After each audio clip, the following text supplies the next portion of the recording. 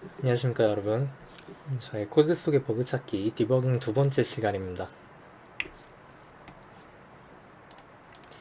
저희는 이번에 오류 찾아 나서기를 이제 배워볼 텐데, 두 번째 목차 이름이 오류 찾아 나서기인 거는 다름 아니라 여러분 이제 첫 번째 시간에 어떤 여러 오류 메시지가 등장하는 경우, 이제 파이썬 인터프리터에서 어떤 오류가 있다 하고 알려주는 거를 이제 유효하게 활용해서 어, 어디서 오류가 발생했는지, 그리고 그 호출된 부분들이라든지 그런 등등 이 메시지를 통해서 그 정보를 가져오는 법, 읽는 법을 배워봤는데, 두 번째 시간은 이런 오류 메시지가 없는 경우에 대해서 한번 배워보고자 합니다.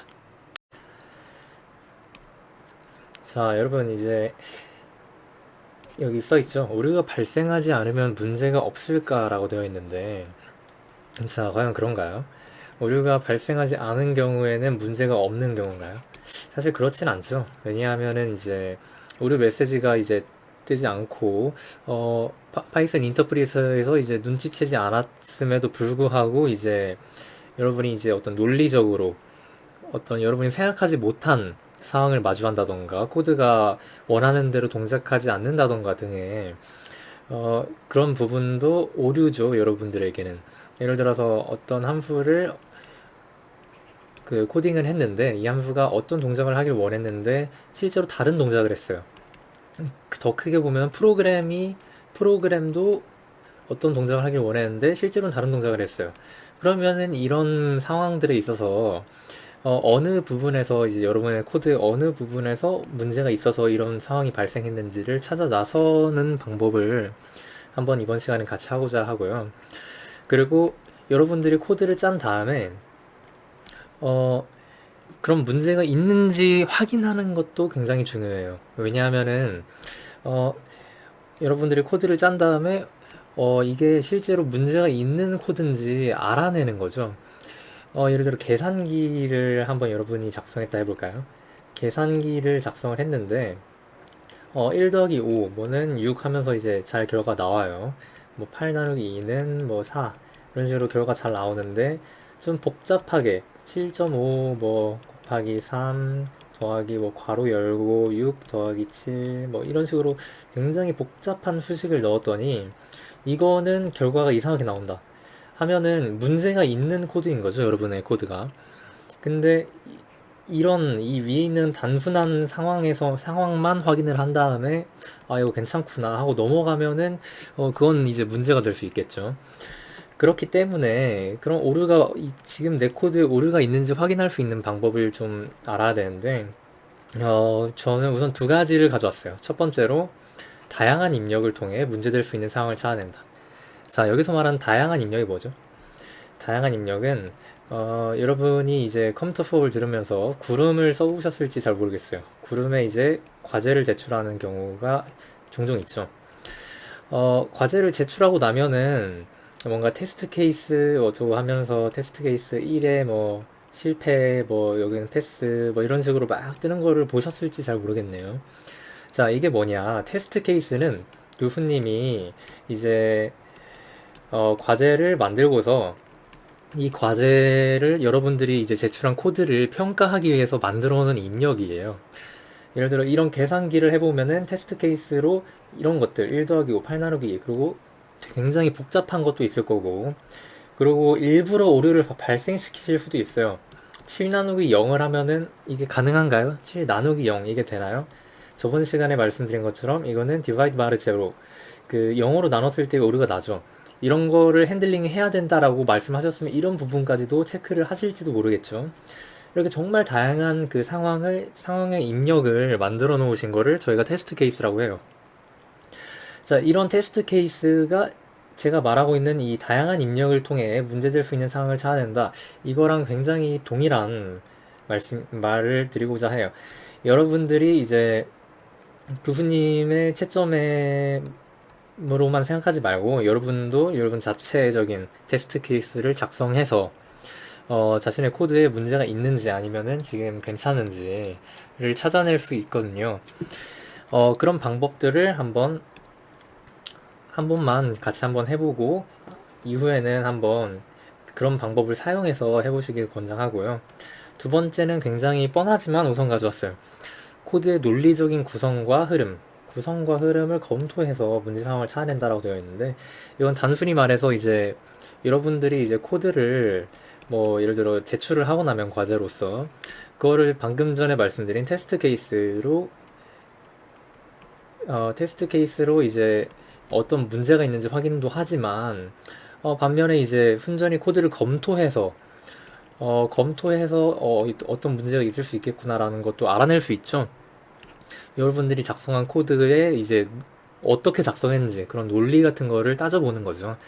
이런 걸 통해서도 역시 오류가 있을지 없을지를 확인할 수 있다. 그래서 이제 저희는 두 번째 걸로 가져왔습니다. 자, 그 예시로서 지난 영상의 퀴즈 2, 두 번째 퀴즈를 다시 한번 보도록 하겠습니다.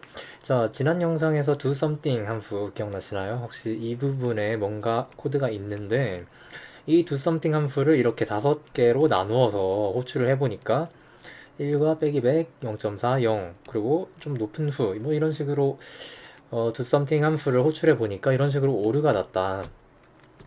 자, 여러분 이제 지난 영상에서 설명드린 것과 같이 이렇게 라인이 여러 가지, 이제 이 파일 트레이스백이 여러 겹이 나온 경우 읽는 방법 알려드렸죠.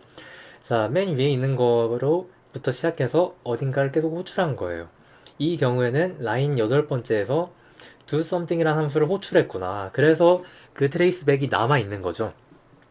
자, 그럼 혹시 이게 더 길어지면 어떻게 되죠? 여기에 라인 뭐 12, 그리고 또 라인 뭐 4, 그리고 여기도 라인 2, 뭐 이런 이게 없고, 이렇게 되면은 이 do something 함수에서 또 라인 12라고 해서 또 뭔가를 호출을 한 거죠. 자, 그리고 그 안에서 또 라인 4번째에서 또 뭔가를 호출했고, 가장 아래에 있는 이 라인 2에서 결과적으로 오류가 발생했구나. 이런 식으로 읽으면 된다고 지난번에 말씀드렸습니다. 자, 그것도 그렇고, 자, 다시 보면은 여기서 했던 이 5가지 입력을 여러 가지 넣는 게 방금 말씀드린 다양한 입력을 통해 문제가 있는지 알아내는 좋은 예시가 될 것 같아서 다시 한번 설명드렸습니다. 자, 여러분 지금까지는 이제 여러분들의 코드에 오류가 있는지 없는지 한번 확인해 볼 수 있는 방법을 알아봤고요. 자, 지금 알아볼 거는 중지점이라고 해서 여러분의 코드에 문제가 있다고 확신할 때 코드의 어느 부분에 문제가 있는지 알아내는 방법이고, 혹시라도 이제 코드가 문제가 있다고 확신하지 않을 때에도 짧은 코드라면은, 그리고 여러분들이 흐름을 제대로 파악하고 싶을 때 이 기능을 이용할 수가 있어요. 자, 그래서 중지점이 뭐냐 하면은 PDB는 파이썬 디버거죠.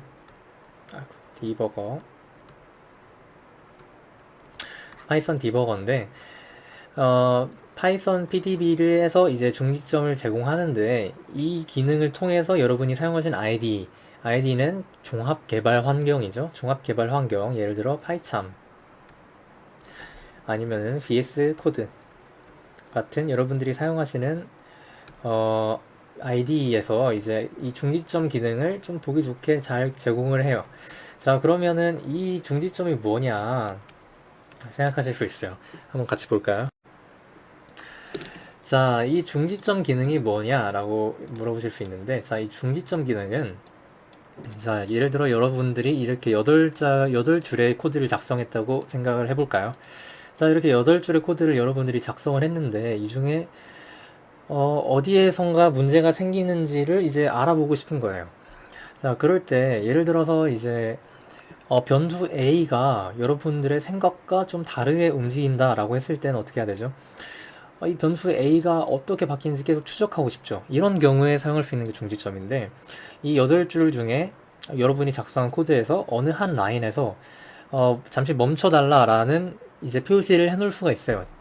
자, 이렇게 버튼 그냥 클릭만으로도 가능해요. 마우스 왼쪽 클릭만으로도 이 부분에 대고.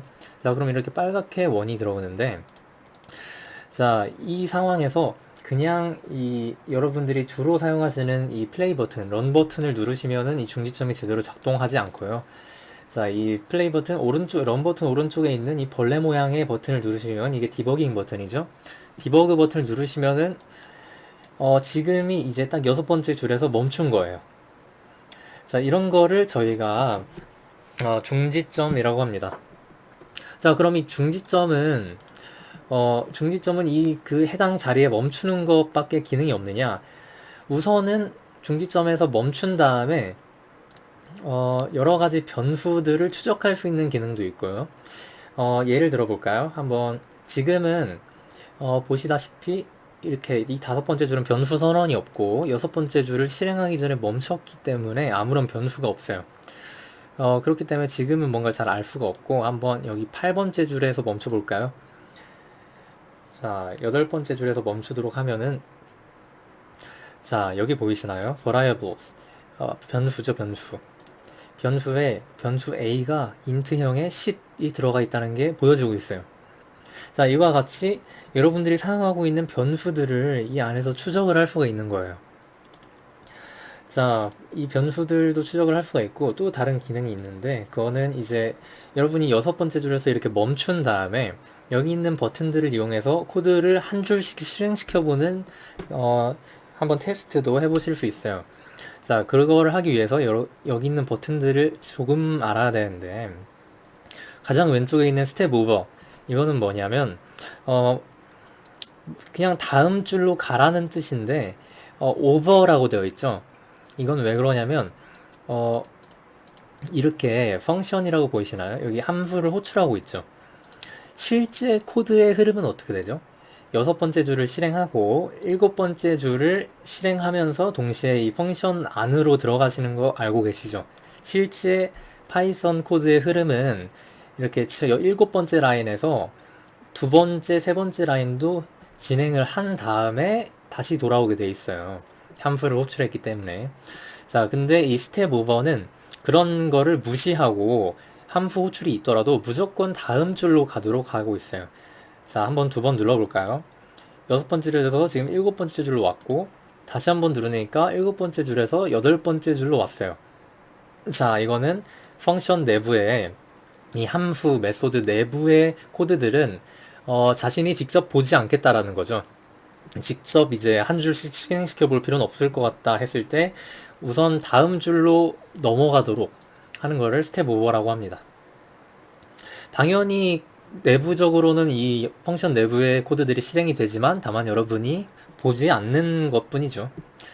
자, 다시 한번 6번째 줄에 멈추고 자, 그럼 스텝 인투도 있는데 바로 오른쪽에 이 스텝 인투는 이렇게 함수 방금 전에 스텝 5번은 무시하고 넘어갔죠. 하지만 스텝 인투는 그 함수의 흐름을 또 따라가는 거죠. 그래서 그걸 스텝 인투라고 한다. 자, 이렇게 스텝 인투도 하실 수 있고 자, 다음은 자, 스텝 인투 마이 코드라고 되어 있어요.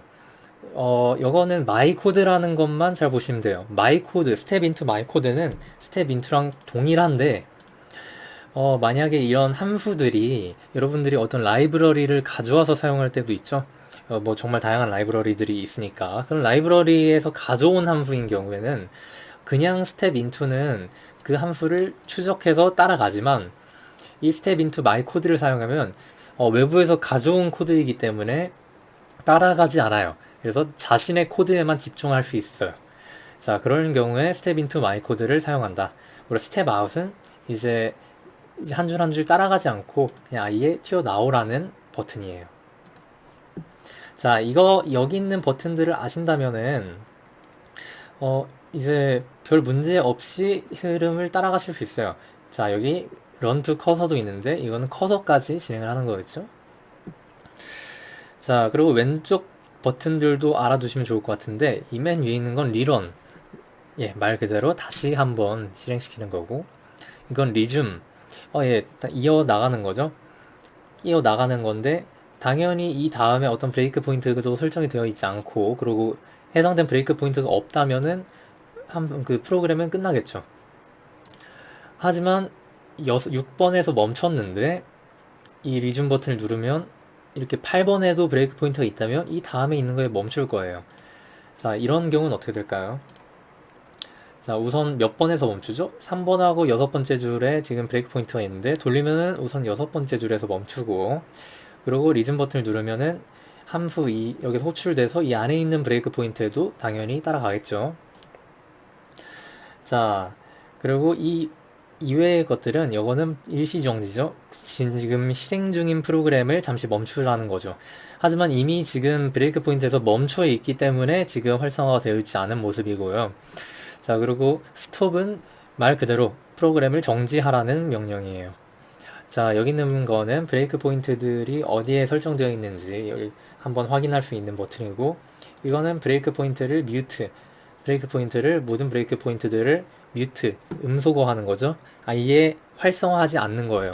이거는 지우는 게 아니라 활성화하지 않는 버튼이라고 생각하시면 돼요.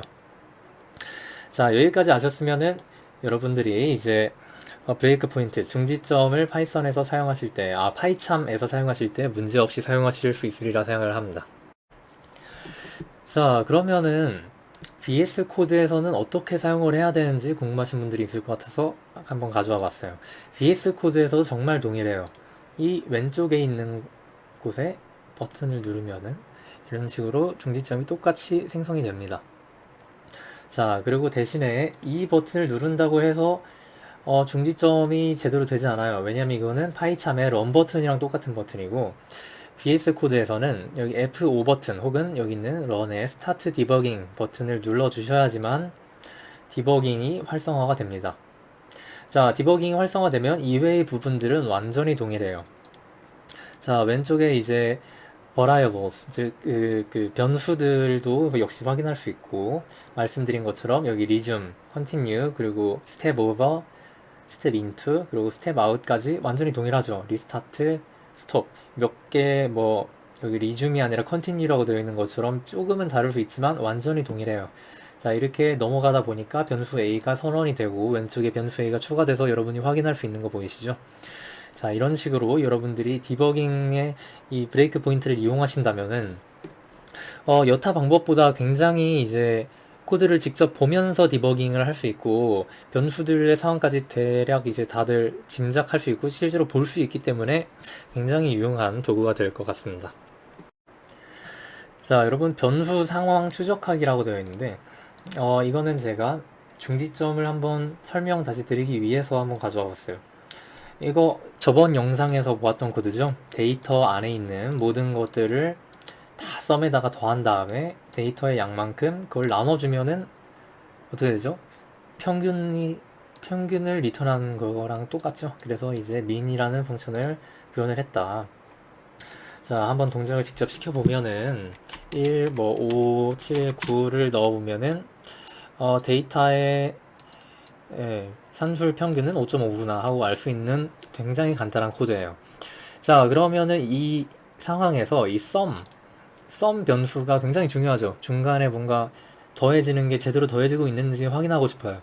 자, 그래서 이 4번째 줄에 4번째 줄에 브레이크 포인트를 설정하고 디버그를 눌러보면, 자, 우선 입력을 똑같이 해줘야겠죠. 이번엔 10, 20, 50, 40으로 해볼까요?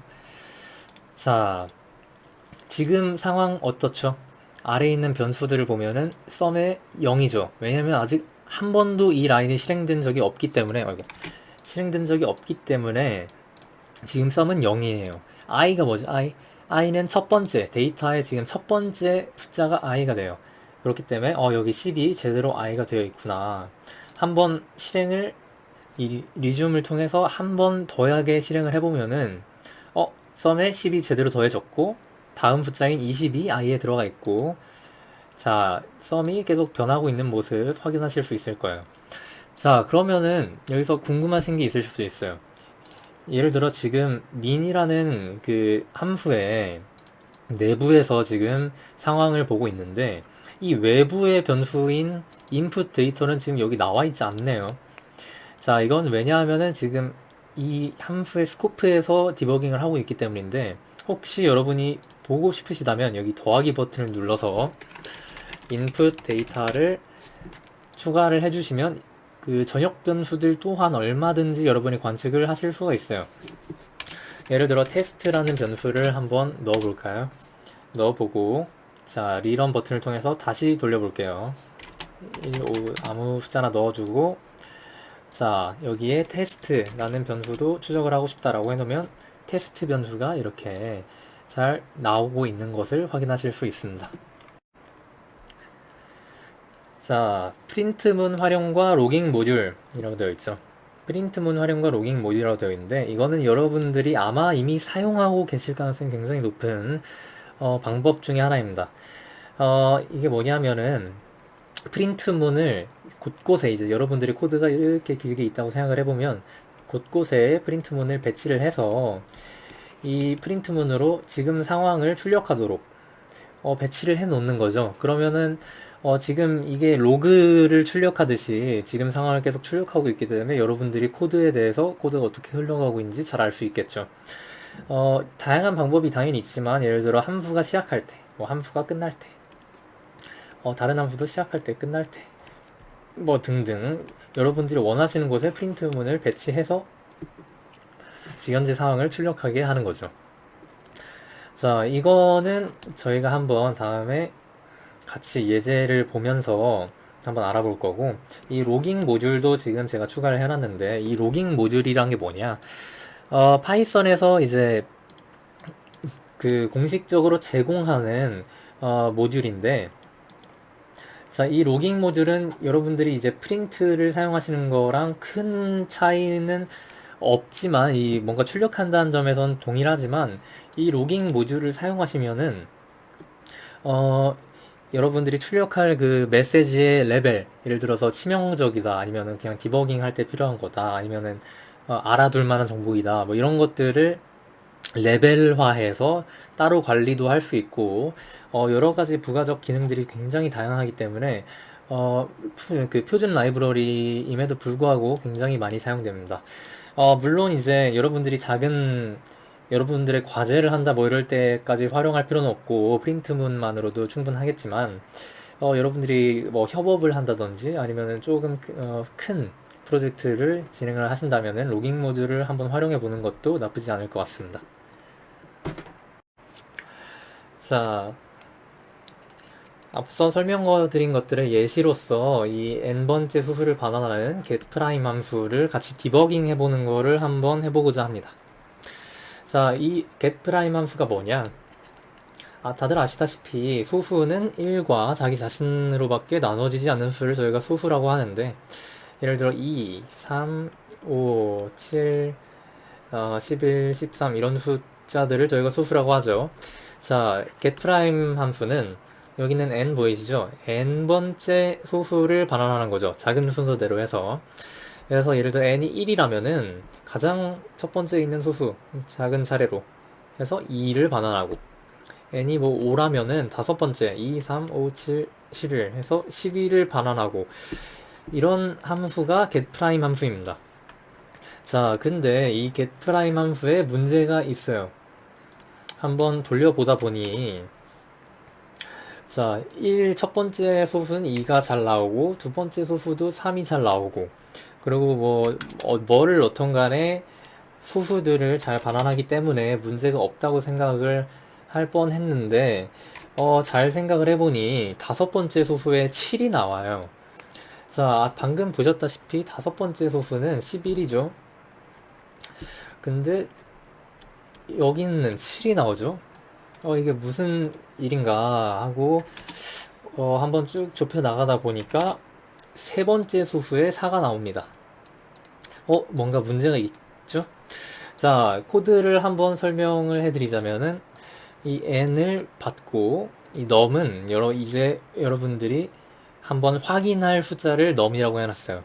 예를 들어 뭐 숫자 이 num이 소수인지 아닌지를 판별을 계속 할 거예요, 저희는. 자, 그래서 반복문을 넣어주고 반복문 안에 num을 우선 1을 더해줌으로써 시작을 합니다. 소수는 최소 2부터 시작이기 때문에 우선 num도 2부터 시작을 해요. 자, 그리고 isPrime은 이 num이 진짜로 소수라면 isPrime이 true고 아니라면 false가 됩니다. 자, 그러면은 이 num을 검사를 해야 될 텐데, 이게 소수인지 아닌지를. 이 검사는 다음과 같은 반복문에서 진행을 합니다. 이 num을 2로 나눠줘요. 자, 나머지 연산을, 나누기 연산을 두 번 하면은 이건 몫을 반환하는 거라고 다들 알고 계시죠? 파이썬에서. 자, 왜 2로 나눈 거를 까지만 하느냐? 이거는 왜냐하면은, 예를 들어 뭐 101이 소수인지 판별하기 위해서 뭐 1부터 2로 나눠보고 3으로 나눠보고 4로 나눠보고 이런 식으로 다 해봐야죠. 다만 2로 나눴을 때 이거보다 큰 예를 들어 51로 나눠보는 거는 아무런 의미가 없어요.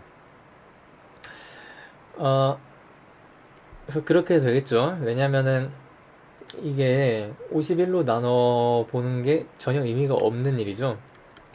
사실 엄밀히 좀 따지고 들어가면은 사실 3으로 나눴을 때와 4로 나눴을 때 이 사이라든지 등등 결과적으로는 이 조금 더 이 스코프 나눠야 되는 스코프를 줄일 수 있지만 우선은 이렇게 해놨어요. 2로 나눴을 때 어, 이건 50인데 그것보다 큰 수로는 전혀 나눌 필요가 없다. 왜냐면은 51부터는 101을 나눌 수 있을 리가 없죠. 자, 그렇기 때문에 마지막엔 넘 나누기 넘을 2로 나눈 이 목까지만 나눌 수 있도록 한 거고요. 이 i를 그렇게 설정을 했고 실제로 이제 넘을 i로 나눈 나머지가 0이라면 이 넘이 뭔가로 나눠졌다는 뜻이죠.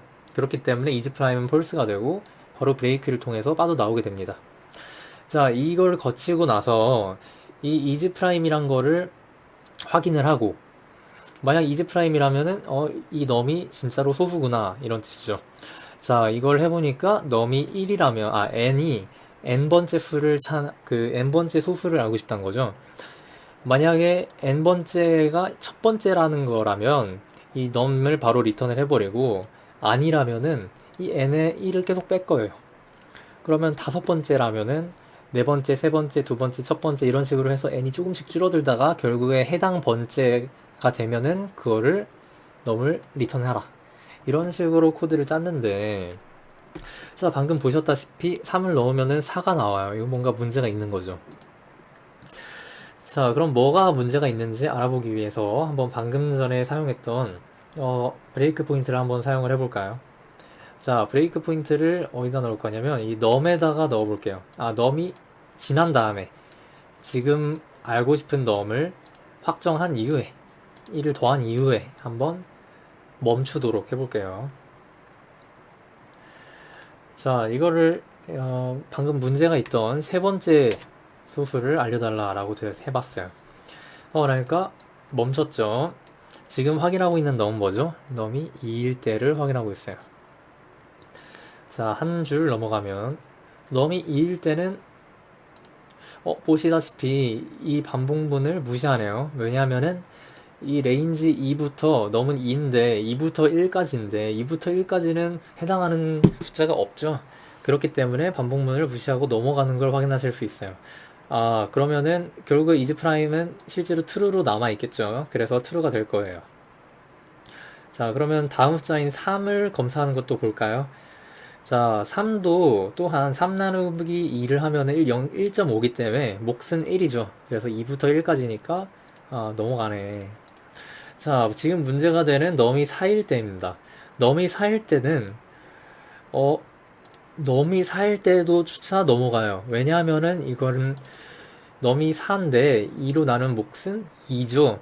근데 순간 생각을 잘못해서 2부터 2까지는 2가 아무것도 없는 거죠. 여러분들이 아시다시피 레인지는 이 첫 번째부터 뒤에 있는 거에 빼기 1까지 진행을 하기 때문에 이거는 생각을 잘못했구나. 이 레인지의 범위를 잘못 생각을 했구나 라고 디버깅이 가능하실 겁니다. 자, 이게 브레이크 포인트를 이용한 방법이고 자, 이제 프린트문을 이용한 방법도 굉장히 간단해요. 예를 들어 이런 부분에 프린트문을 넣어주는 거죠. 예를 들어 지금 넘은 뭐다. 자, 프린트문을 어디다 배치하고 싶냐면 넘이 지금 검사하고 있는 넘이 뭔지를 우선 한번 검사를 하고 반복문 속에 들어오면은 반복문에서는 뭘 할 거냐면 지금 i가 뭔지를 한번 알아볼게요. 자, 그리고 실제로 나눠 떨어진 경우도 있겠죠.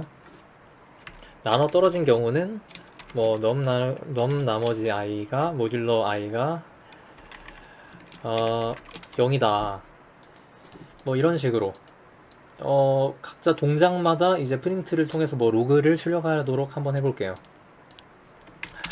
자, 그러면은 보시다시피 넘 이제 2, 3, 4로 해서 이것밖에 계속 출력이 안 됐네요. 이건 무슨 뜻이죠? 이 반복문 아래에 있는 이 프린트문은 전혀 출력이 되지 않았다. 즉, 이 반복문은 아직 이미 시작한 적도 없다. 그러면은 4일 때는 반복문이 시작을 했어야 되는데 이거는 반복문의 범위가 문제가 있구나 라고 짐작을 하실 수 있을 것 같습니다. 자, 이번에 준비한 영상은 여기까지고요. 자, 다음 시간부터는 여러분들 여러분들이 이제 실습 시간에는 저희가 한번 여러 가지 문제를 준비해서 해당 문제를 풀어보는 것과 문제풀이를 예시를 이제 문제풀이 예시를 이제 유영호 조교님께서 문제풀이 예시를 진행해 주실 거고 그리고 여러분들 질문사항이